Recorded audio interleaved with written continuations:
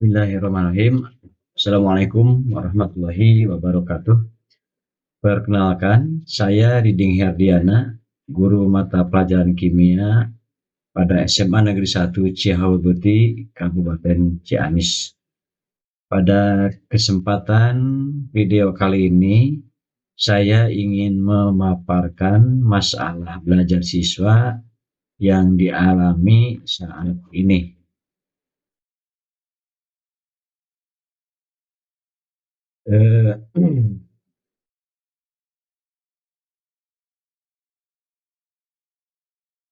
Yang pertama, deskripsi permasalahan yang terjadi. Siswa yang benar-benar memiliki niat untuk belajar semakin menurun. Kemudian, gairah belajar siswa berkurang. Mereka datang ke sekolah hanya sekedar pelampiasan diri daripada diam di rumah. Lebih enak di sekolah, banyak teman, dan dapat uang jajan dari orang tua. Kemudian yang ketiga, siswa sudah tidak merasa takut dengan perolehan nilai mata pelajaran, baik nilai ulangan harian, nilai PAS, nilai PAT, bahkan nilai rapot. Mereka seolah sudah yakin, sekalipun nilai di bawah HKM, sekalipun kehadiran di blog, toh pada akhirnya bisa naik kelas juga. Kemudian yang kedua, akar permasalahan. Yang pertama, disiplin belajar siswa semakin menurun diakibatkan kebiasaan belajar daring sewaktu pandemi COVID-19. Bisa dibayangkan selama 2 tahun mereka terbiasa belajar daring di rumah dengan segala ceritanya. Ada siswa yang benar-benar belajar dengan segala keterbatasan sarana internet. Namun tidak sedikit siswa yang hanya main game dan main TikTok.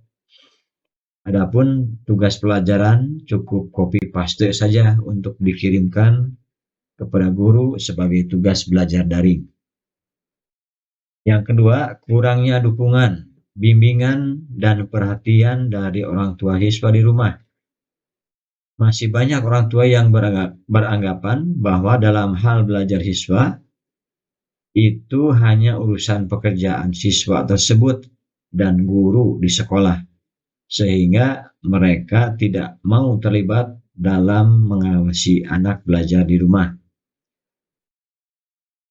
Kemudian yang ketiga, waktu belajar di rumah semakin tidak tersedia dengan kebijakan masuk sekolah 5 hari kerja. Karena mereka berangkat pukul 7 pagi-pagi, pulang pukul 4 sore. Sehingga tiba di rumah sudah capek dan lelah, tidak ada kesempatan untuk belajar ya. Dan selanjutnya akar permasalahan berikutnya, dari sisi guru sebagai orang yang diberi tugas mengajar, membimbing dan melatih siswa di sekolah, sekarang ini banyak dibebani dengan tugas-tugas tambahan yang mau tidak mau banyak menyita waktu dan pekerjaan tambahan sebagai konsekuensi dari kemajuan zaman dan era perkembangan digital. Semisal kegiatan Zoom Meet, webinar, workshop, ditambah lagi dengan pekerjaan laporan aktivitas harian, indikator kinerja individu atau IKI yang harus dilaporkan berupa video dalam aplikasi TRK. Ditambah lagi dengan pengisian kuesioner, KMO, dan pekerjaan mengisi aplikasi administrasi pegawai yang lain.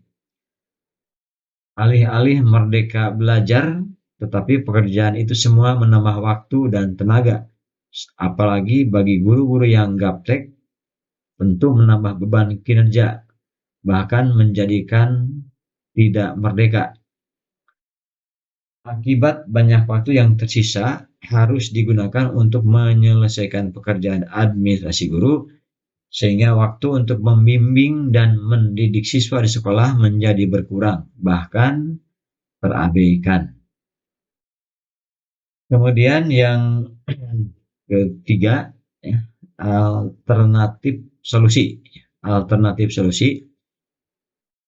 Yang pertama, diperlukan waktu dan kesabaran bagi guru untuk menanamkan kembali disiplin dan motivasi belajar siswa.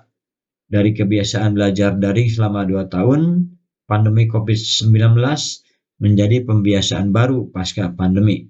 Yang kedua, diperlukan dukungan dan kerjasama dari orang tua siswa untuk menanamkan motivasi dan disiplin siswa dalam belajar. Yang ketiga, pada jenjang pendidikan SMA mungkin terlalu banyak mata pelajaran yang harus dipelajari oleh siswa, sehingga menjadi beban waktu bagi siswa untuk belajar.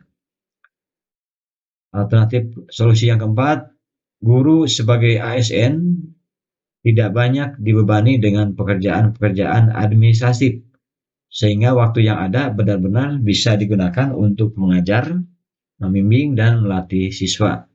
Sehingga secara psikologis, siswa menjadi merasa lebih banyak waktu untuk diperhatikan dan merasa lebih dekat dengan gurunya.